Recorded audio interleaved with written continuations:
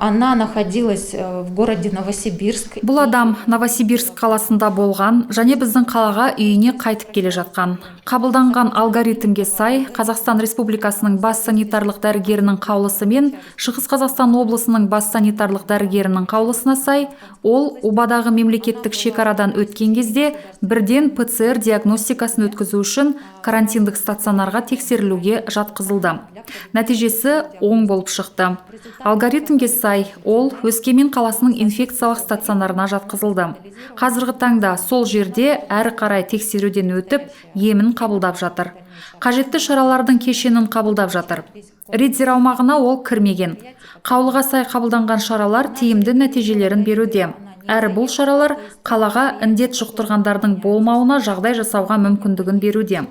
Бұл науқаспен байланысқан тұлғалар қала бойынша жоқ, сондықтан тұрғындарға дүрлігуге еш негіз жоқ. Бұл адам қалаға келмеген. Біздің эпидемиологтар онымен сөйлесті, ол қаңтарда қаладан кеткеннен осы уақытқа дейін келмегенін айтты. Жылда 31 мамыр күні біз саяси репрессиялардың құрбандарын еске алып, осылайша өз құрметімізді білдіреміз. Бұл жылдарға тұтас халықтардың Қазақстанға, соның ішінде Риддерге жаппай көпшілік депортациялары тұспа-тұс келіп отыр. Қазақстан үшін бұл күннің маңызы ерекше. Репрессия жылдарында Қазақстанның лагерларына 5 миллионнан астам адам жіберілген. 1921-1954 жылдар аралығында 100 мың адам сотталған, 25 мыңына жоғары жазалау шарасы, ату жазасы қолданылған.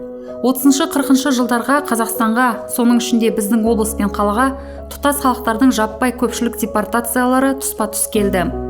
Кәрістердің ондаған эшелондарының қайғылы тізбегі мыңдаған шақырымға, Владивостоктан Ташкентке дейін созылған.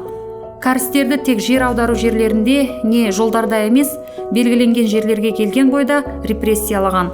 Оларды мал таситын тауар вагондарымен тасыған. Олар репрессиядан да, жазатайым оқиғадан да қаза тапқан.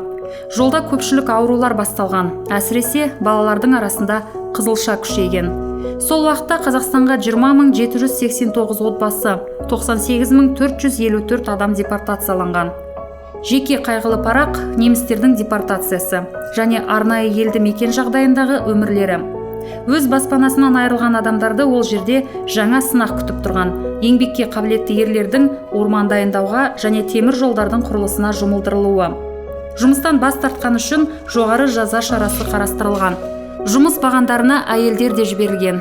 Өз еңбек армиясы Шығыс Қазақстан аумағында да, Риддерде, Лениногорда болған. Нөмірі 674 батальон 41 жылдың қазанынан 43 жылдың жазына дейін жасаған. Одан кейін немістердің көп бөлігі Алтай қорғасын құрылысқа, Өскемен қаласына жіберіліп, арнайы елді мекенге есепке алынған. Арнайы жер аударылғандарға қатысты коменданттық режим белгіленген. Өз еркімен кетіп қалуды қашу деп қарастырып, қатаң жауапқа 20 жыл каторгалық жұмыстарға әкелген.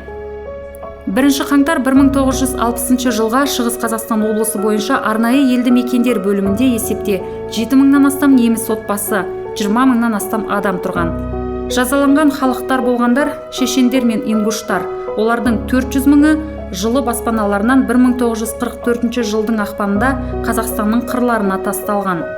Біздің көптеген жерлестер репрессияның қатыгездігінен өтіп, тірі қала алып қана қоймаған, өздері жайлы ең үздік естеліктерін де қалдырған. Олардың есімдерін еске алайық. Николай Цой, қаланың құрметті азаматы, ВЛКСМ-ның 40 жылдық атындағы кешеннің директоры. Михаил Шигай, Қазақ СССР-ның білім озаты, музыка мектебінің директоры. Владимир Клинк, құрметті азамат, тарихи өлкетану мұражайының негізін салушы. Юрий Хабаров, құрметті азамат, қаланың бас суретшісі. Эмиль Шумахер, Қазақ СССР-ның еңбегі сіңген бапкері, Сокол стадионының директоры.